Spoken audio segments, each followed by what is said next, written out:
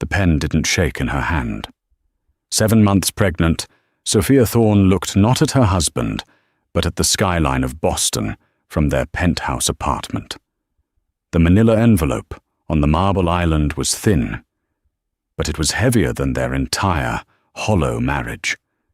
Her husband, Marcus, was on the phone, laughing, confirming a dinner reservation she knew wasn't for her.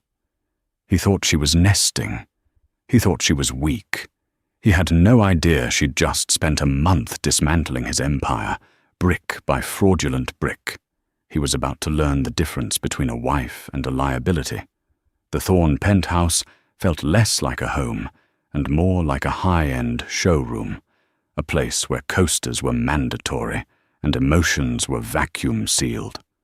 Sophia Thorne, née Roman, had once been dazzled by it, by Marcus Thorne, by the whirlwind romance that elevated her from a struggling art curator to the wife of one of Boston's most aggressive young entrepreneurs. Now, 7 months into a high-risk pregnancy, the gleam had faded.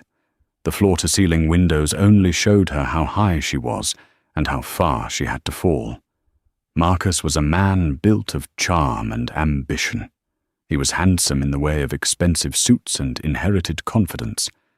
Lately, that charm was directed exclusively at his phone. He was always closing a deal, meeting with investors, or handling a crisis. Sophia, meanwhile, was handling the silent, creeping dread that had become her only companion. The lies were small at first, a scent on his suit jacket that wasn't his cologne or her perfume. Late-night board meetings that stretched until 3 a.m. The way he'd angle his phone away from her on the sofa, a gesture as subtle and as sharp as a paper cut. Sophia was quiet, but she was not stupid. She was the daughter of a forensic accountant. She had been raised on the gospel of trust, but verify. The verification came on a Tuesday. Marcus was in the shower, singing. His personal laptop, the one that was, for his eyes only, was open on his desk. A notification pinged. It wasn't a text. It was a calendar reminder from a shared account he'd clearly forgotten he had. Chloe, final walkthrough. Location, 114 Beacon St., Apt 6B. Notes, surprise for C. Make sure the champagne is on ice. Call the jeweler, ref 884B, to confirm delivery. Sophia's blood ran cold. 114. Beacon St., that wasn't an office building. It was a new, obscenely expensive condominium complex. She navigated to his email. He hadn't just bought a condo. He had leased it, fully furnished, for 2 years. A quick search for the jeweler's reference number brought up a file on his hard drive. The receipt for a 5-carat canary diamond ring. A ring she had never seen. But the final, devastating blow was in his travel folder. He had booked 2 first-class tickets to St. Bart's, departing in 3 weeks, the time she would be entering her 8th month, forbidden from flying.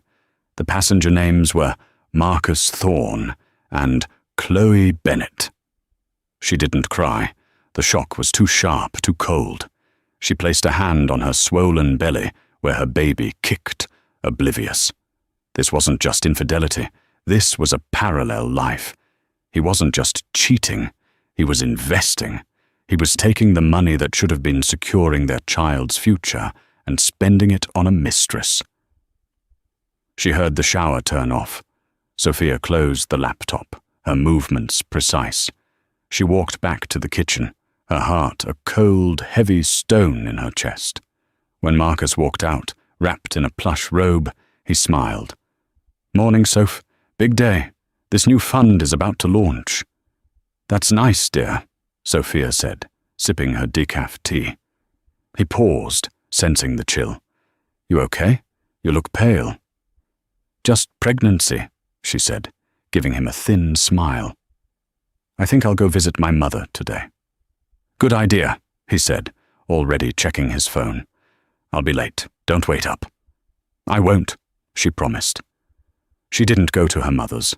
She went to a nondescript office building downtown. The name on the door was discreet. Harding and Associates. Private counsel. She was meeting with Alistair Harding, the most feared and most expensive divorce attorney in Boston. But Mr. Harding was not her lawyer.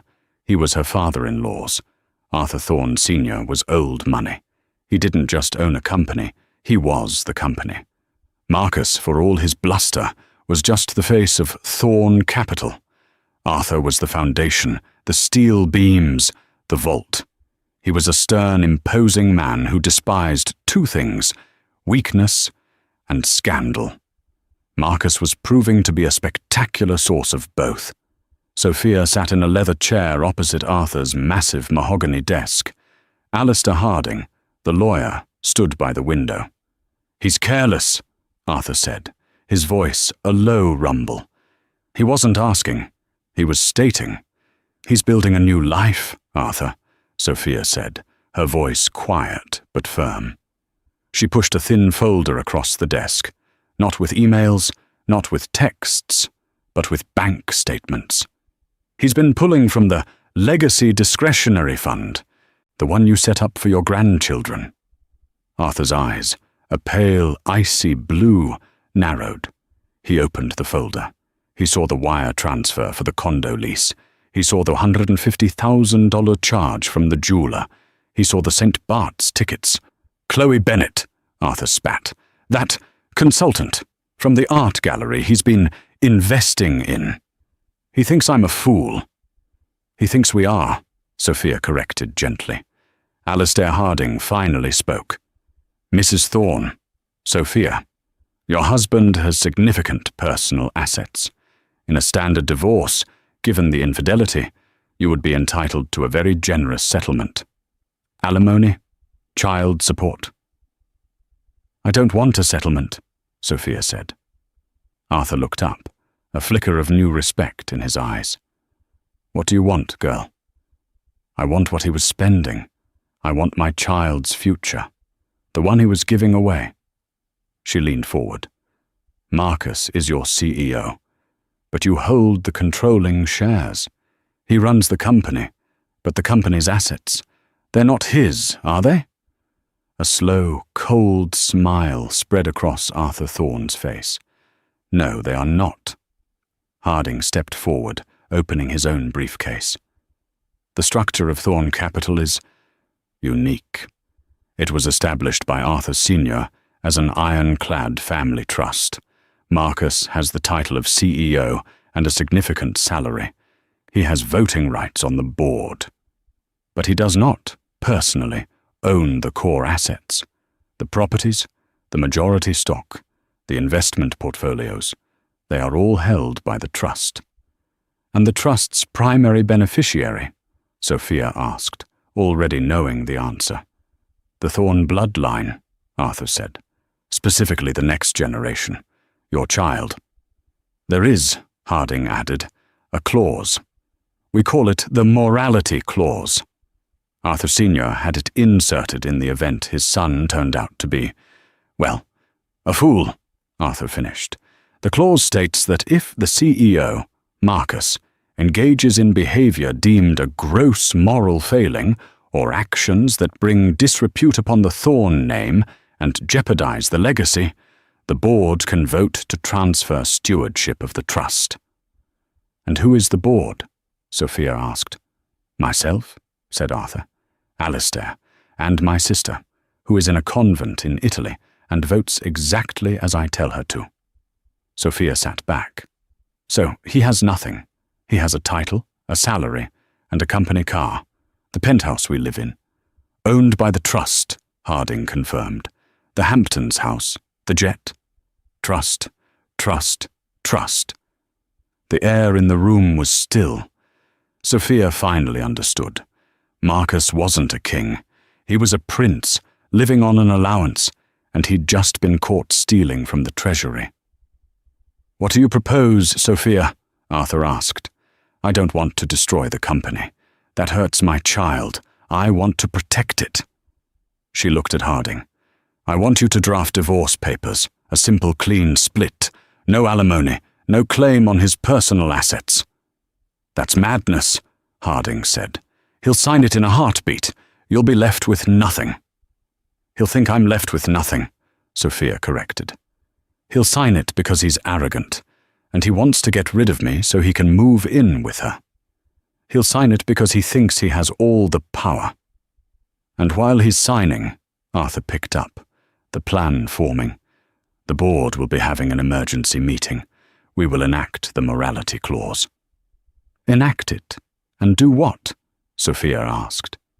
"The clause allows the board to reassign stewardship of the trust to a more suitable guardian of the legacy," Arthur said, looking directly at her. Sophia's breath hitched. "You mean me?" "You are the mother of the sole beneficiary," Harding said, a note of admiration in his voice. "You have shown prudence. You came to the head of the family, not to the tabloids. You are legally the perfect choice." "So," Sophia said, standing up, the plan solidifying in her mind. "First, I file for divorce. He thinks he's won. He thinks he's free." "And then," Arthur said, standing with her, "we take everything else." The next 4 weeks were a masterclass in deception. Sophia played the role of the oblivious, nesting, pregnant wife to perfection. She discussed paint colors for the nursery. She went to her obstetrician appointments, letting Marcus drive her, where he'd sit in the waiting room, impatiently texting. "Everything looks perfect, Mrs. Thorne," Dr. Reeves would say. "Just try to keep your stress levels down." "I'm doing my best, Doctor," Sophia would reply, with a smile that never reached her eyes. Meanwhile, in the quiet afternoons when Marcus was at the office, a phrase she now knew meant at 1:18 Beacon Sit. Sophia was in near-constant meetings with Alistair Harding. They were not drafting a divorce, they were executing a corporate takeover. "The first step is to create the new entity," Harding explained, his pen flying across a legal pad. "We can't just hand Thorne Capital to you. It would be a legal nightmare. Instead, we are forming the Thorne Legacy Trust." "And this new trust?" Sophia asked. "Is a holding company. On the day of the transfer, the board will vote to move 100% of the core assets from the old trust into this new one. The properties, the stock, the art collection, everything. The old trust, the one Marcus thinks he controls, will be left as an empty shell. It will contain exactly one asset, his employment contract as CEO. So he'll be the CEO of nothing? Precisely. A king with no kingdom, Harding confirmed. The Thorne Legacy Trust, however, will be entirely under your control as sole trustee for the benefit of your child, Nathaniel Thorne." Sophia startled. I haven't chosen a name." "Arthur mentioned he was fond of it," Harding said, not looking up. Sophia was learning that her father-in-law did not suggest. He ordained. She found she didn't mind. The most difficult part was the waiting. Every day, she had to smile at Marcus. She had to endure his casual, distracted kisses, knowing his lips had been on another woman just moments before. She had to listen to him complain about the stress of his work, knowing he was spending thousands on jewelry she would never wear. The mistress, Chloe Bennett, was growing bolder. Sophia started getting hang-up calls. Once, a box of maternity clothes she hadn't ordered arrived at the penthouse, all in sizes far too small. A petty, cruel little message. Sophia simply donated them. She was moving chess pieces. Chloe was knocking over the checkers. The Friday before the St. Bart's trip, everything was in place. The board meeting was scheduled for the following Monday at 10 a.m. Harding had drafted the divorce papers. They were almost offensively simple. Irreconcilable differences. Both parties waive any claim to alimony or assets beyond their own personal bank accounts. "He will be suspicious," Sophia worried. "He'll know I wouldn't just walk away with nothing." "He will," Harding assured her, "because you are going to tell him you're having an affair." Sophia recoiled. What?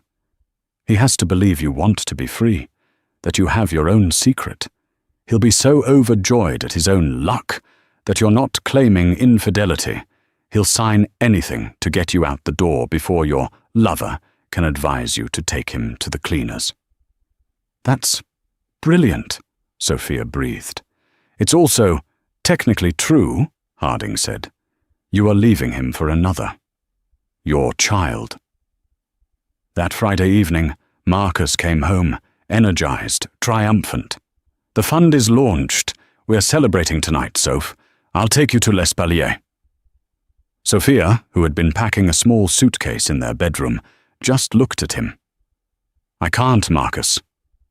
What? Don't be boring. It's a big night. She zipped the bag. It was the same bag she'd arrived with 3 years ago. I'm leaving you, Marcus. His face went from annoyance to confusion. What? Is this about the late nights? Soph, the business is... It's not about the business. She walked past him into the grand living room. She placed the manila envelope on the marble island. I'm pregnant and I'm tired and I've met someone. The silence was deafening. Marcus's brain visibly short-circuited. He was trying to process her betraying him. You... What? He stammered. I've met someone, she repeated, her voice flat. He wants me. He wants this baby. I'm going to him. Marcus's confusion warped into a dark, relieved anger. You dare? While you're pregnant with my child? I don't want anything from you, Sophia said, sliding the envelope toward him. Just my freedom. I've signed them. You signed them. And I'm gone tonight. No lawyers, no fighting. You can have your life. I'll have mine. He snatched the envelope, tearing it open. He read the terms. His eyes widened. No alimony, no claim on the house, no assets. He was getting off scot-free. He was being handed the perfect escape. You're just leaving? He said, trying to sound outraged, but the relief was pouring off him. I am. He stared at her, then at the papers. He was thinking of Chloe, of St. Bart's, of the Canary Diamond. He was free. Fine, he spat, grabbing a pen. Good riddance. Don't you ever come to me for a dime, you understand? This child is... I'll have my lawyers contact you about that. Whatever you say, Marcus. He signed his name with a flourish. Get out of my house. It's your house, Sophia said, picking up her signed copy and her suitcase. She walked to the private elevator, her back straight. The doors chimed shut, leaving Marcus Thorne alone in his penthouse, a grin of pure, unadulterated victory spreading across his face. He'd won. He had everything. Marcus couldn't believe his luck. He was free. He poured himself a glass of 30-year-old Macallan, his Macallan from his bar in his penthouse. He dialed Chloe's number. It's done, he said, his voice brimming with laughter. What's done? Chloe's voice was pouty. You were supposed to be here an hour ago. She's gone. The Ice Queen finally cracked. She left me. There was a squeal on the other end. She left you? You mean, we're free? Better than free. Get this, she's having an affair. Can you believe the nerve? She's pregnant with my kid and stepping out. Oh my God, Marcus. That's... What about the divorce? Is she going to fight you? She already signed. Took nothing. Nothing. She just wanted out. She must be terrified I'd find out and take the baby. He took a long, victorious sip. She's gone, Chloe. The penthouse is all ours. St. Bart's is on. Our life starts now. Chloe was screaming with delight. I'm coming over. No, wait. You come here. Come to our place. Let's celebrate properly. I'll be there in 20, Marcus said. He hung up, feeling like the king of the world. He was free of his boring, pregnant wife. He was off to the Caribbean with his stunning mistress. And it hadn't cost him a cent. He spent the weekend in a blissful fog at 114 Beacon Saint. He and Chloe celebrated their victory, drinking champagne and making plans. They'd redecorate the penthouse. They'd host a massive welcome party. He'd finally be able to live his life without Sophia's judgmental, quiet presence. She was always such a downer, Chloe said, lounging on the new sofa in lingerie. So, dull. You need someone vibrant, baby. Someone who can keep up. And I've got her, Marcus said, kissing the canary diamond on her finger. On Monday morning, he woke up in Chloe's bed. He felt powerful. He had a 10 a.m. board meeting, a routine quarterly review. But he wasn't worried. His father was getting old, and Harding was a glorified bean counter. He, Marcus, was the rainmaker. He strolled into the Thorn Capital boardroom at 10:02 a.m., coffee in hand. The mood was wrong. His father, Arthur Sr., was at the head of the table, a place he hadn't occupied in years. Alistair Harding was beside him. The third board member, his aunt's proxy, was on a secure video line. "You're late," was all Arthur said. "Sorry, Father. Traffic," Marcus said, taking his seat. "All right, let's get to the quarterly projections. We're looking at a 15% upside in the new fund."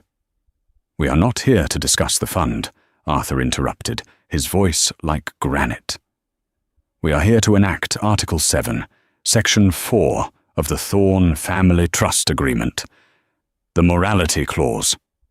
Marcus's blood turned to ice water. "What? What are you talking about?" "We are talking about 114 Beaconscent, Apartment 6B, Harding said, reading from a document. "We are talking about the lease taken out in your name, paid for by the Legacy Discretionary Fund. We are talking about the unauthorized expenditure of $150,000 for a personal gift. We are talking about infidelity, gross misconduct, and bringing disrepute upon the Thorn name." Marcus gaped. You've been spying on me? This is Sophia. She's a vindictive. She told you." "Mrs. Thorn provided documentation. Yes," Arthur said.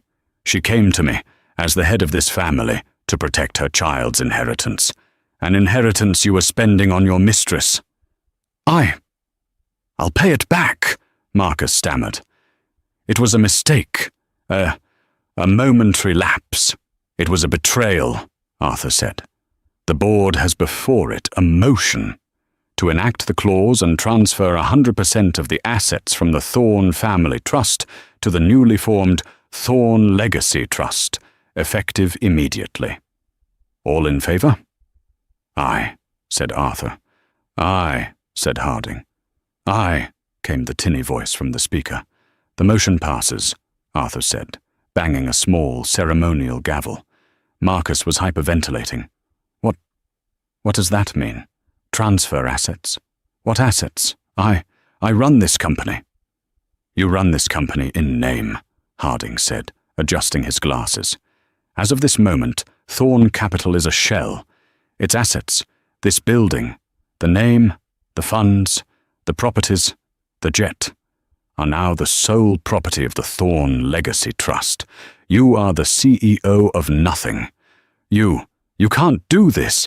This is my company, my name." "It is my name," Arthur corrected, standing, "and you are no longer worthy of it." What am I left with?" Marcus whispered, the world tilting.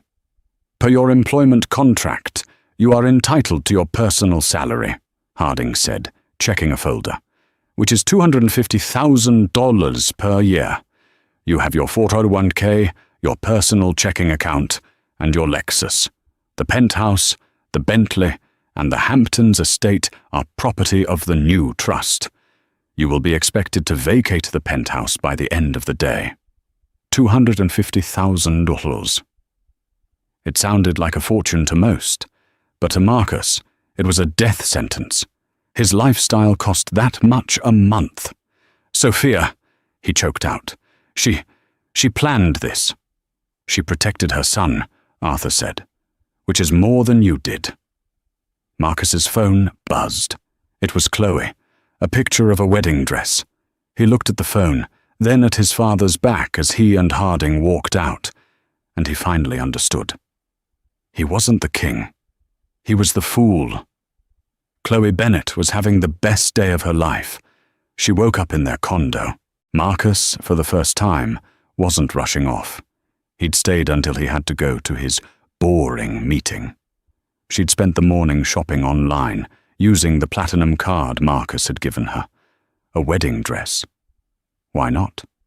Sophia was out of the picture. It was only a matter of time. She was booking a hair appointment when her phone buzzed. It was Marcus. "Baby," she answered. "I was just thinking about you. I saw the perfect Vera Wang, and—" "Shut up, Chloe," Marcus hissed. His voice was unrecognizable. It was thin, reedy, terrified. "What? What's wrong? You sound awful." He knows everything. My father. He knows what? About us? So what? Marcus, you're a grown man. You're divorced. Who cares what your daddy thinks?"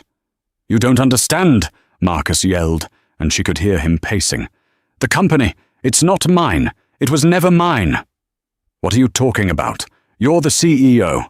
I'm the CEO of nothing," he screamed. "It's a trust, Chloe. A goddamn trust. He invoked a clause. He took it all away.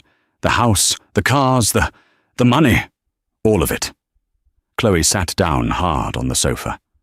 "What do you mean, all of it? You're still rich. You're Marcus Thorne.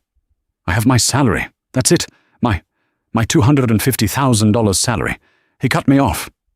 Chloe's brain went blank. $250,000. That was fine. But it wasn't rich. It wasn't penthouse and private jet rich. It wasn't 5-carat diamond rich. "But this condo," she whispered, looking around at the expensive furniture. "The lease is terminated. It's in the trust's name. They're taking it back." "All of it." "The car he gave you? It's a company lease. They're picking it up." "No," Chloe said. It wasn't a protest. It was a denial.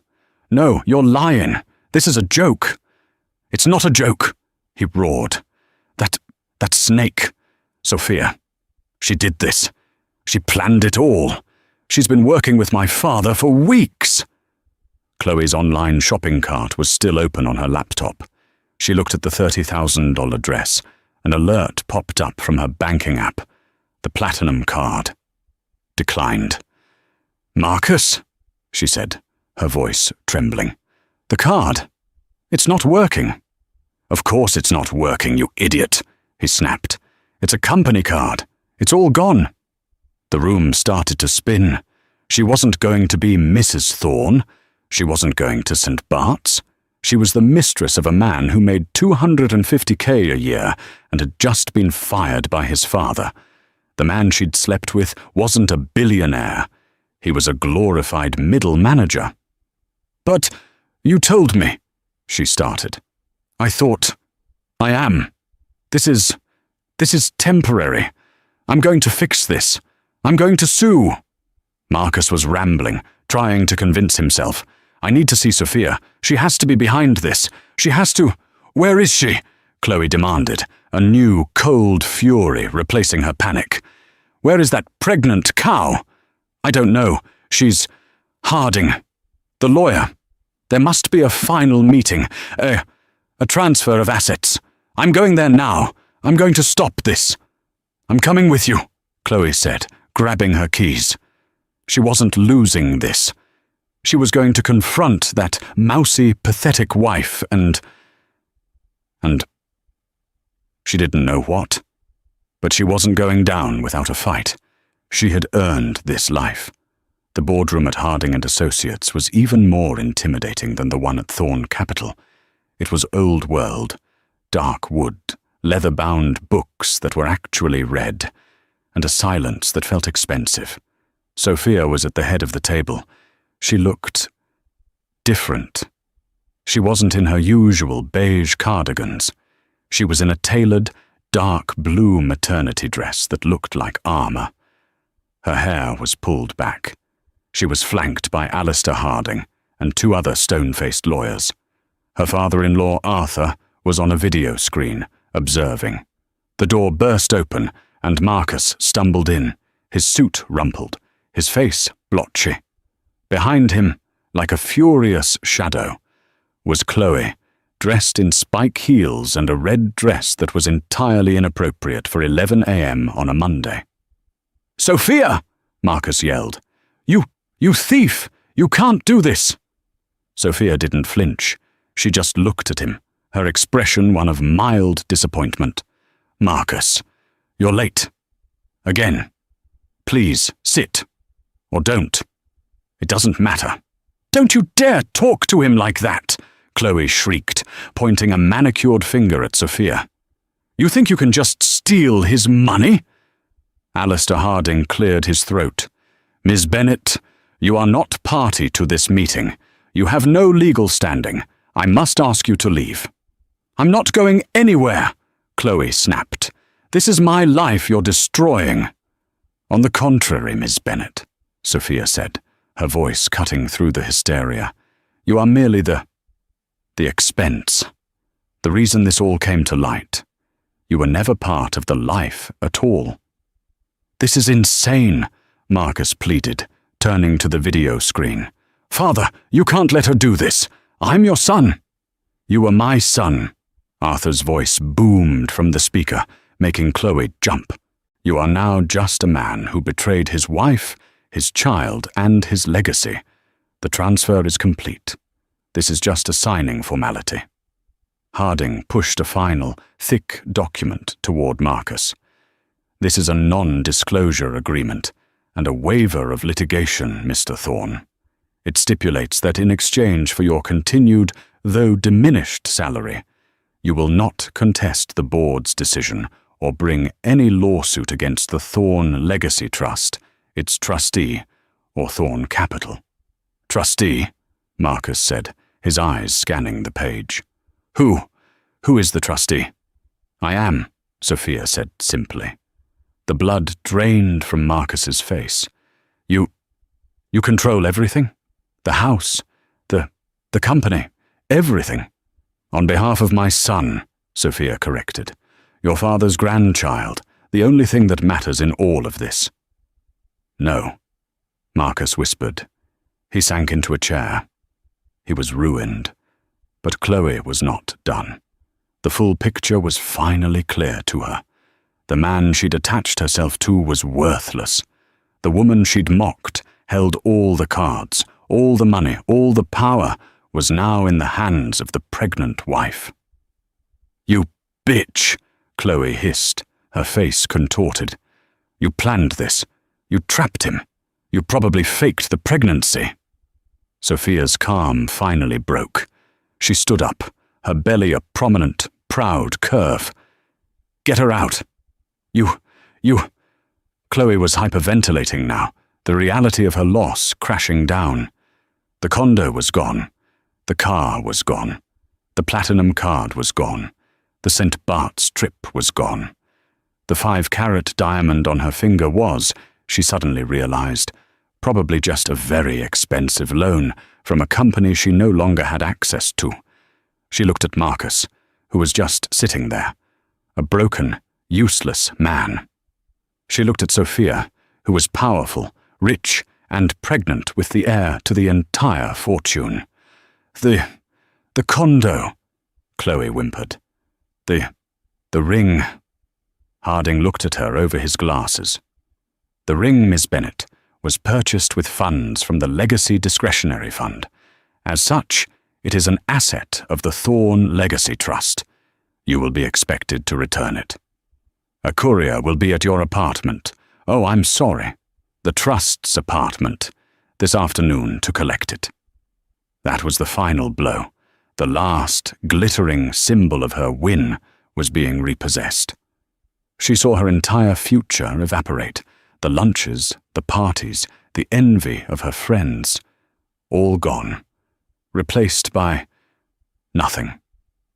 She wasn't just back to where she started. She was notorious. She was the woman who had been publicly, spectacularly, fired as a mistress. No, she breathed, clutching her chest. No, it's not. The room was tilting. The smug faces of the lawyers, Marcus's pathetic, empty stare, and Sophia's cold, victorious calm. It was all too much. Chloe Bennet's eyes rolled back in her head, and she collapsed, a heap of red silk and broken dreams, onto the expensive Persian rug.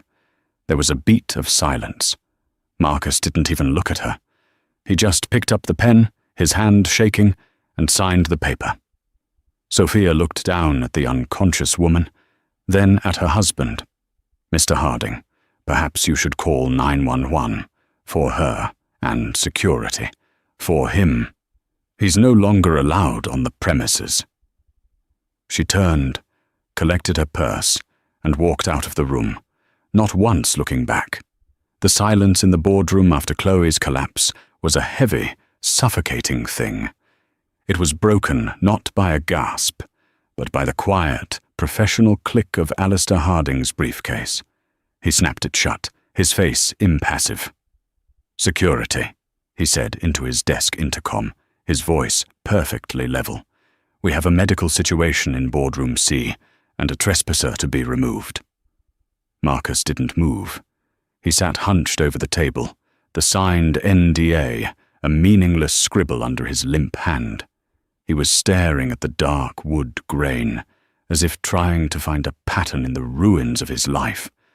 He didn't even look at the woman he'd supposedly loved, who was now a heap of limp silk and panic on the floor. Sophia, however, watched the entire pathetic tableau. She watched as 2 uniformed security guards entered, followed by a pair of EMTs. The guards flanked Marcus, who didn't seem to notice. The EMTs, meanwhile, began to work on Chloe. "What's your name, ma'am?" one asked, lightly tapping her cheek. Chloe's eyes fluttered open. The first thing she saw was not Marcus, but the looming, indifferent faces of the paramedics. The second thing she saw was Sophia, standing by the door, purse in hand, watching. The humiliation was so profound, it was almost a physical blow. I, she stammered, trying to sit up. "Just relax, ma'am. You fainted. Blood pressure's all over the place," the EMT said. "We're going to take you in. Just a precaution." As they helped her onto a gurney, her eyes locked with Sophia's.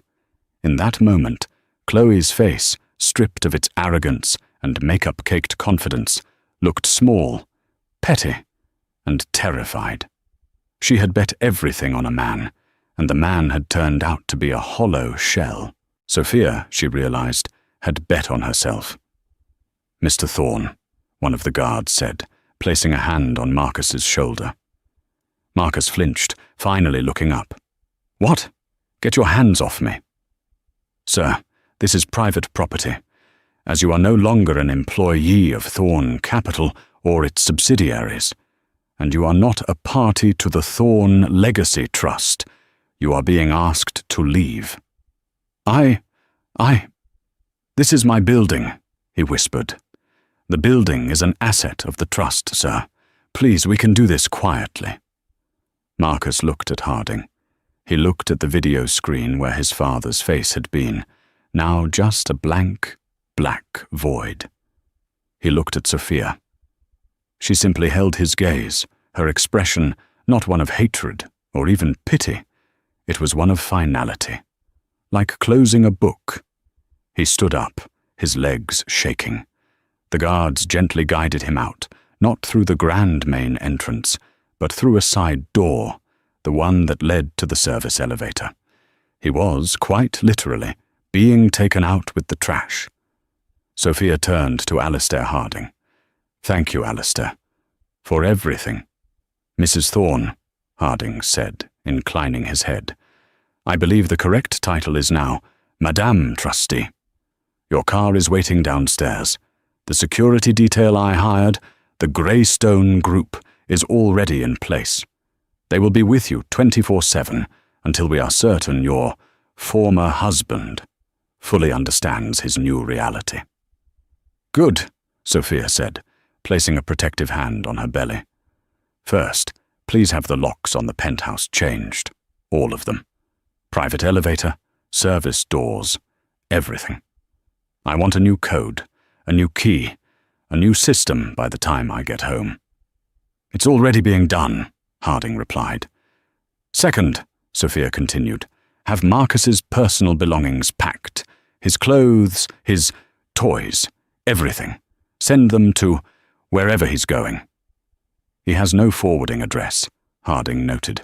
"His last known location was 114 Beacon Saint, which is no longer his." "Then find a respectable, short-term corporate apartment. Something in the seaport, perhaps. Pay for 3 months. Have his things sent there. I want him gone, Alistair. But I will not have my child's father sleeping on a park bench. The optics are unseemly. Bill the expense to my personal account, not the trust." Harding raised an eyebrow, impressed. It was a move of pure, cold strategy, not kindness, brand management. "As you wish, Madam Trustee. And Miss Bennet." "Miss Bennet is a stranger," Sophia said, walking to the door. "I have no idea who she is." Chloe was discharged from the hospital 3 hours later. Panic attack and dehydration was the official diagnosis.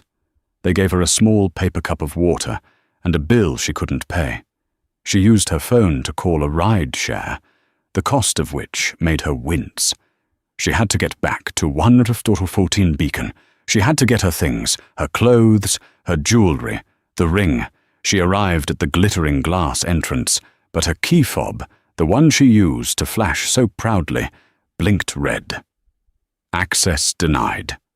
The doorman, a man named Frank, who had always accepted her generous Christmas tips, stepped out, his face a mask of professional regret. "Miss Bennet, I'm afraid I can't let you up." "Frank, what are you talking about? I live here," she snapped, her voice still raw. "My apologies, Ma'am. We received a notification an hour ago from the leasing agent. The tenant of 6B has been changed. Your name is no longer on the resident list." "That's ridiculous. Marcus Thorne pays—" "The lease is held by a corporate trust, Ma'am. Not Mr. Thorne." Frank pointed to a single, medium-sized cardboard box sitting by the valet stand. "A courier and a security guard from the trust's representatives were here. They packed your personal effects. The rest of the apartment's contents were, and I quote, assets of the trust." Chloe's blood ran cold. She walked over to the box. It was taped shut. She tore it open. Inside was her toothbrush, her makeup bag, the half-used items, a few changes of clothes, the non-designer ones, and her high school yearbook. It was the box of a college student, not a future billionaire's wife. "Where is—" she whispered, her hands rummaging frantically. "Where is the jewellery, the bags, the ring, the canary diamond?" "The gentleman from the trust took inventory, Ma'am. He said any items purchased by the trust were being returned to the trust. That included the ring on the vanity.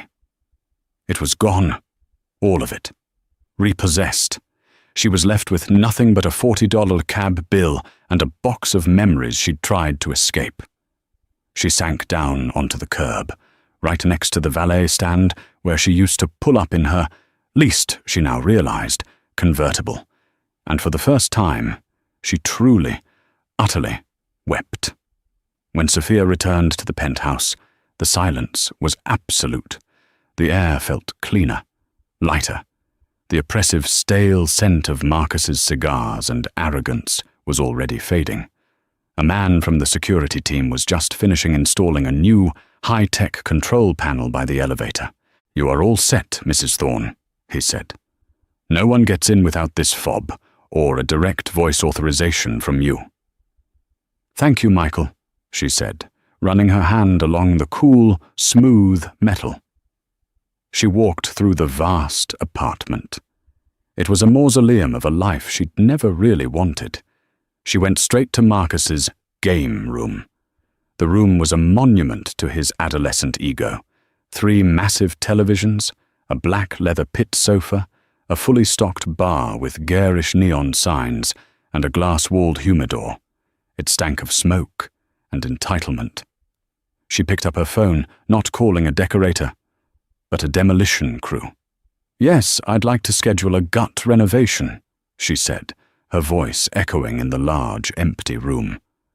"I want everything out, down to the studs, the bar, the electronics, everything. I want it sterile by tomorrow." She hung up and made a second call, this time to a high-end nursery designer. "Hello, I'd like to design a room," she said, a small smile touching her lips for the first time. "The theme is quiet strength. I'm thinking pale yellows, natural woods, and the softest carpet you can find. And one entire wall. I'd like it to be a mural of the Boston skyline, but seen from a park, not a penthouse." She spent the next 2 months in a whirlwind of creation. She didn't just redecorate, she reclaimed.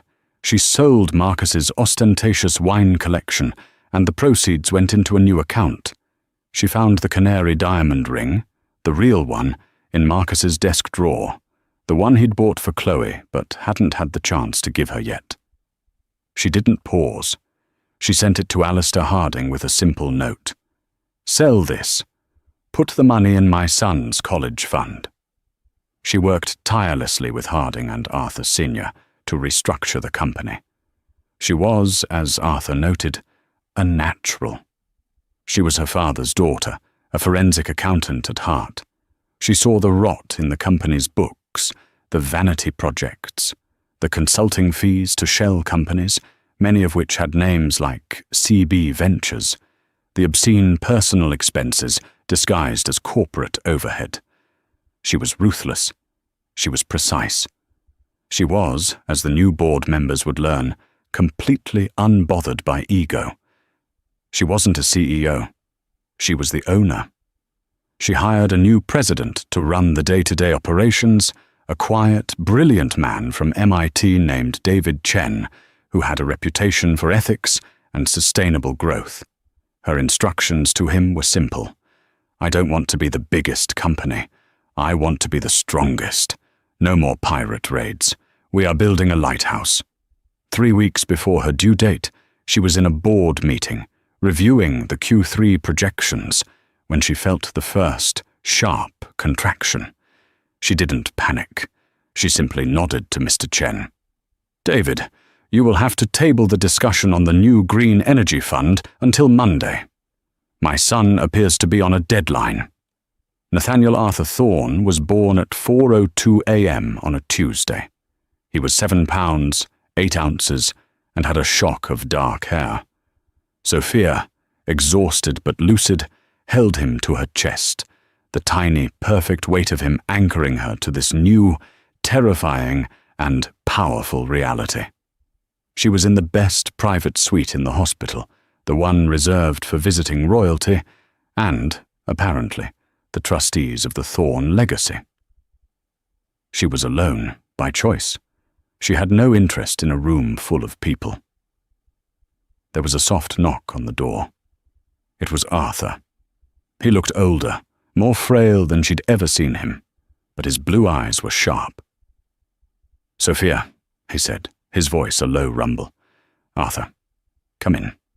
Meet your grandson." Arthur Thorne Sr. walked slowly to the bedside. He stared at the small, swaddled bundle, his face a mask of iron and, beneath it, a profound, aching vulnerability. "He is small," he said gruffly. "They all are at first." Sophia smiled, shifting the baby. "May I?" Arthur asked, a rare moment of uncertainty. Sophia gently passed him the child. The old man, whose hands had signed billion-dollar deals and crushed competitors, was clumsy, his large, knotted fingers fumbling with the blanket. He held Nathaniel, staring down at the tiny face. "He has the Thorne chin," Arthur said, his voice thick. "He has my eyes," Sophia replied softly. "Good." Arthur cleared his throat, but not before Sophia saw his eyes glisten. "He'll need the vision. You You did well, girl. You saved this family. You saved him. I just did what a mother had to do, she said. He nodded, handing the baby back with a reverence that touched her. Your name is on everything now. The primary accounts, the vaults. You are the sole signatory for the trust. I am retired. Fully. Arthur, you don't have to. I want to, he said.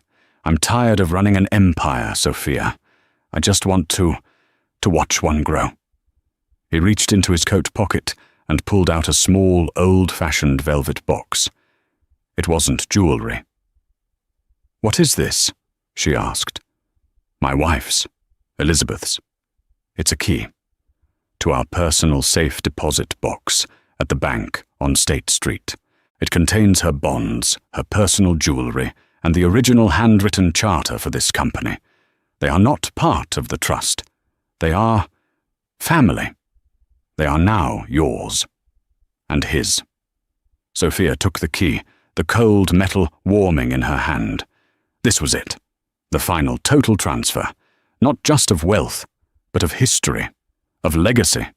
Life for Marcus and Chloe settled into a new, bleak normal. Marcus, living in the sterile corporate apartment Sophia had provided, found his $250,000 salary vanished almost instantly. After taxes, court-ordered child support, which Sophia had Harding file for, and which was funneled directly into Nathaniel's education trust, untouched, and his own pathetic attempts to maintain a fraction of his old life, he was broke by the third week of every month. He tried to raise capital. He tried to start a new fund. But the word was out. He wasn't the rainmaker. He was the son who had been disinherited. He was a fool. The doors that had once flown open were now politely but firmly shut. He was at a mid-range chain restaurant in the suburbs one night, trying to get a free meal by talking business with a former low-level analyst, when he saw her. Chloe. She was not in a red silk dress. She was in a standard-issue black polo and apron. She was the hostess. Her hair was pulled back in a severe ponytail, and her face, without the expensive creams and treatments, looked tired. Their eyes met across the laminated menus. There was no spark, no lingering affection, just a flat, dull thud of mutual recognition. This was it. This was the bottom. He was the man who had lost an empire. She was the woman who had cost him. It was, in a twisted way, a reunion. They were the only two people on earth who understood the specific, humiliating nature of their fall. 6 months later, they were living together. Not in a penthouse, but in a third-floor walk-up in Somerville. Their love, built on money and glamour, had been replaced by something else. A symbiotic, bitter resentment. They were trapped, bound not by passion, but by their shared failure. The Stop and Shop sighting, which became a small, delicious piece of Boston gossip, was not a one-time event. It was their life. A lawyer from Harding's firm saw them one Tuesday night under the harsh fluorescent lights, arguing in the pasta aisle. "Just get the store brand, Marcus." Chloe's voice was a shrill whisper. "It's 50 cents cheaper." "I am not eating that garbage," he hissed back, his face blotchy. He looked a decade older, his expensive suit replaced by stained khakis. "Why don't you contribute? That joke of a job you have." "My joke of a job paid the electric bill, you useless." They were a portrait of misery. They had each other. And it was, for both of them, a fate far worse than poverty. 2 years later, the Thorne penthouse was unrecognizable. The cold marble and glass had been warmed by thick rugs, soft lighting, and shelves filled with children's books and framed photographs. There were pictures of Nathaniel, of Sophia, and even a few of a smiling Arthur holding his grandson. Tonight, the apartment was full, but not with the loud, shallow crowd Marcus had entertained. It was a gala, the first annual fundraiser for the Nathaniel Thorne Foundation for Children. The rooms were filled with Boston's real power, surgeons from Mass General, the directors of the Museum of Fine Arts, university presidents, and the quiet, old-money families who had once looked down on the Thorne name as crass and new. Sophia stood by the fireplace, poised and radiant in a simple, elegant, dark green dress. She was not a wife. She was not a mistress. She was Sophia Thorne. She tapped a glass for attention. "Good evening," she said, her voice clear and carrying. "Thank you all for coming." The Thorne name. For a long time, it was associated with aggressive acquisition, with winning. Tonight, I hope we can begin to associate it with something new, with responsibility, with community, with a legacy. Not a legacy of steel and glass, but of health, of art, and of a better, safer future for all of our children. The room erupted in genuine warm applause. In a quiet corner, Arthur Sr., now in a wheelchair, held a sleeping Nathaniel on his lap, the two of them looking out the window at the city lights. He watched Sophia, a look of profound, complete peace on his face. The legacy was secure. Later that night, after the last guest had left and the caterers had cleared, Sophia took her son from his grandfather. Arthur had fallen asleep, a content smile on his lips. Sophia walked over to the great floor-to-ceiling windows, holding her sleeping son. She looked out at the same Boston skyline that had once felt like a prison. The city glittered below, a sea of diamonds, none of them canary. She thought of the thin manila envelope she had carried that day. She thought of the pen that hadn't shaken. She had quietly brought divorce papers, and in doing so had inherited an empire, not as a wife, not as a victim, but as a mother, as a guardian. She kissed the top of Nathaniel's head. "It's a big world, my love," she whispered, her reflection and his staring back at them from the glass. "It's not a cage. It's a kingdom. And it's all yours to protect." And that's the story of how Sophia Thorne proved that a quiet signature can be louder than a lifetime of shouting. She didn't just get revenge, she secured a future. She turned her pain into power and reminded everyone that the most dangerous person in the room is often the one everyone underestimates. Marcus and Chloe thought they were winning a prize, but they forgot to check who owned the trophy. What did you think of Sophia's strategy? Was it cold and calculated, or was it the perfect move for a mother protecting her child? Let us know your thoughts in the comments below.